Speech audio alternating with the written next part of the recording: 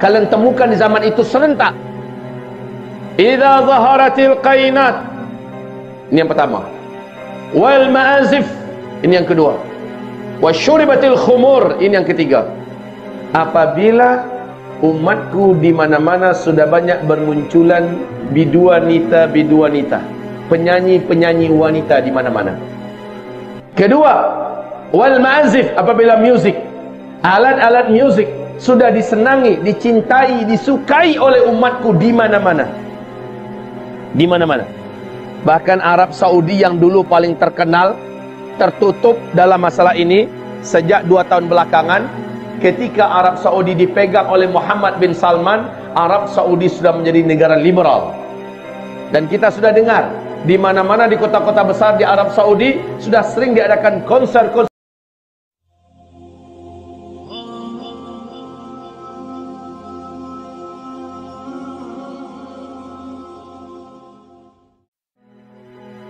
Khasaf, yaitu banyaknya terjadi bagian bumi ini yang terbelah, tenggelam karena tsunami, reruntuhan bukit-bukit, sehingga banyak yang tenggelam, air laut naik, banjir di mana-mana. Maskhun wa kadhfun, hujan meteor akan menghantam bumi di akhir zaman. Wa maskhun, banyak orang-orang yang berubah bentuknya menjadi buruk rupa dan jelek. Qalu, para sahabat bertanya, wa matadzak ya Rasulullah, alangkah mengerikan yang engkau sampaikan ini ya Rasulullah, kapan itu akan berlaku? Nabi bersabda, apabila umatku sudah melakukan 3 benda ini, 3 perkara ini bersamaan, secara serentak mereka buat, kalian temukan di zaman itu serentak. Idza zaharatil qainat, ini yang pertama. Wal ma'azif, ini yang kedua. Wasyuribatil khumur, ini yang ketiga. Apabila umatku di mana-mana sudah banyak bermunculan biduanita, penyanyi-penyanyi wanita di mana-mana. Kedua, wal ma'azif, apabila music, alat-alat music sudah disenangi, dicintai, disukai oleh umatku di mana-mana. Di mana-mana. Bahkan Arab Saudi yang dulu paling terkenal, tertutup dalam masalah ini sejak 2 tahun belakangan. Ketika Arab Saudi dipegang oleh Muhammad bin Salman, Arab Saudi sudah menjadi negara liberal. Dan kita sudah dengar, di mana-mana di kota-kota besar di Arab Saudi sudah sering diadakan konser-konser musik raksasa. Betul tidak? Jangankan itu lagi, di depan Masjidil Haram, di bawah Hotel Safwa, kan ada tempat orang biasa menjual muratal Quran. Al-Quran dan muratal Quran banyak dihidupkan di sana. Asal kita lewat di Hotel Safwa, pasti hidupnya muratal Quran. Tapi kemarin saya terkejut. Saya ketika lewat dengan jamaah, musik sedang diputar di situ. Ada jamaah kita yang berang, karena ini Masjidil Haram, ini mutar musik. Lalu ditanya pakai bahasa Inggris, apa yang kamu lakukan ini? Ini Masjidil Haram, ini tanah haram. Kenapa kamu putar musik? Apa kata dia? Kenapa awak yang sibuk? Kenapa awak yang ribut? Kerajaan kami sudah membolehkan. Inna lillahi wa inna ilaihi. Ini yang dimaksud oleh Rasulullah, apabila musik sudah disenangi, disukai, dan banyak ditemukan di tengah umatku di mana-mana. Yang ketiga, wasyuribatil khumur, apabila benda-benda memabukkan, barang-barang memabukkan sudah menyebar dan beredar di tengah umatku di mana-mana, maka pada saat itulah meteor akan menghantam bumi. NASA Amerika Serikat sudah mengumumkan ancaman bumi ke depan. Para pakar astronomi dunia sudah mengumumkan ada peluang bumi kita mengalami hantaman meteor. Sudah. Ini sudah kita lihat betapa dekat masanya. Nah, Dukhan akan disusul, ini tanda besar kiamat pertama ya. Ini tanda besar kiamat pertama. Paling lama 3 tahun, ini paling lama, terjadilah tanda besar kiamat kedua.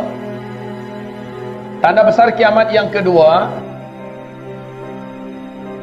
paling lama 3 tahun saja jaraknya. Muncullah, lepaslah satu manusia dari keturunan Adam yang paling ditakuti dan dikhawatirkan kemunculannya oleh seluruh para nabi dan rasul.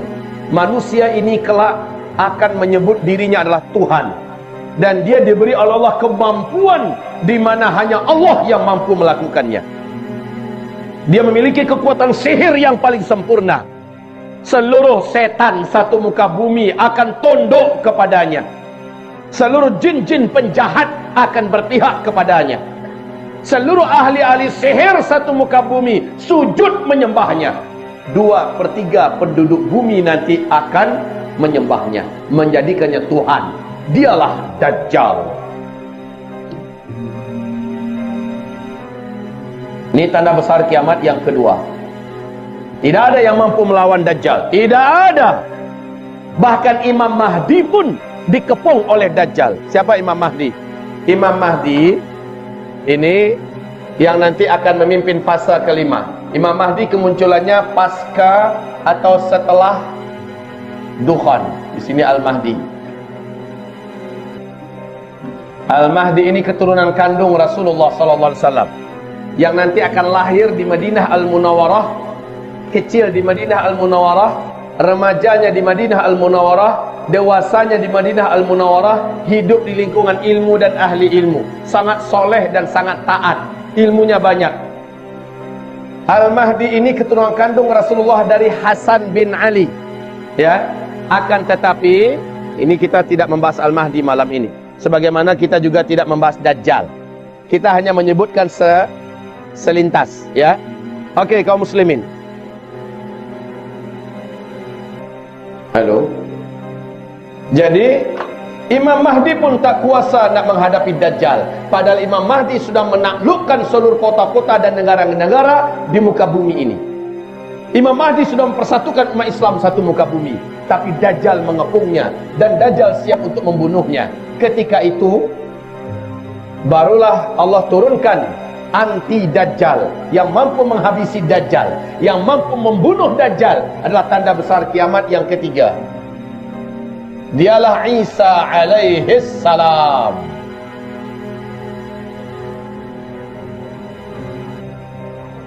Isa alaihi salam.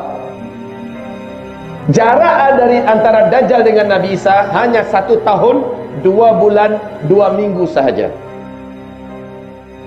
Dan Dajjal pun mati dibunuh oleh Nabi Isa alaihi salam.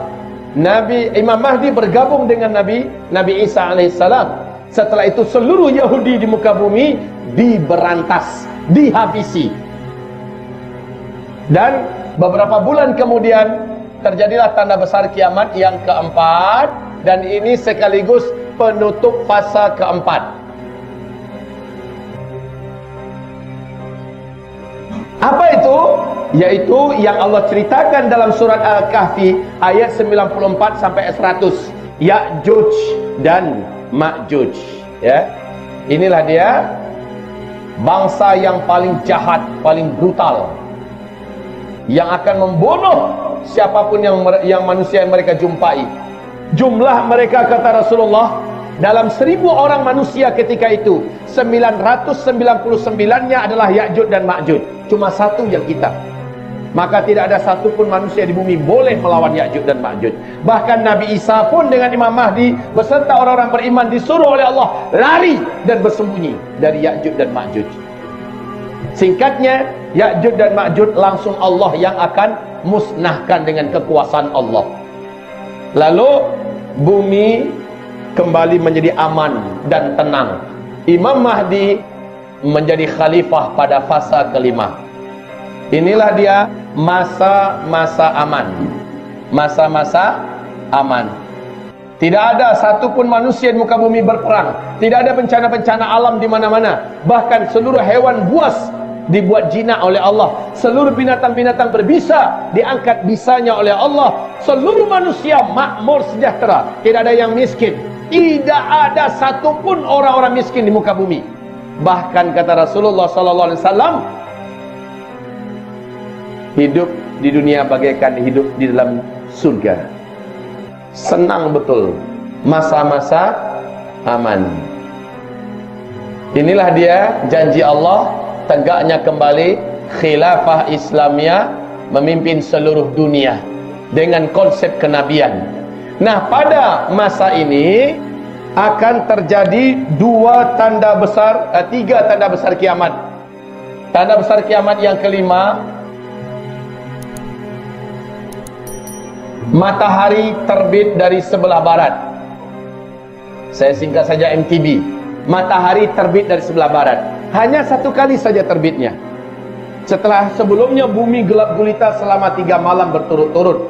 Lalu kemudian matahari diperintahkan oleh Allah, kembalilah engkau ke tempat biasanya engkau berada, dan muncullah dari tempat biasanya engkau tenggelam.